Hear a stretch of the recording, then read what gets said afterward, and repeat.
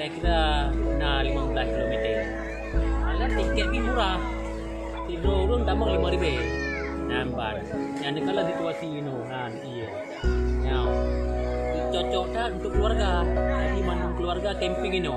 Akhirnya lu boleh jaga badi. Ada keluarga. Mantap boleh keluarga. Nampak.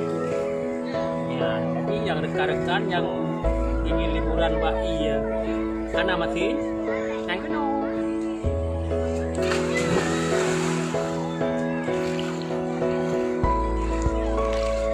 Agilan kolkah iya. Oh malu pie panah lagi. Aduh.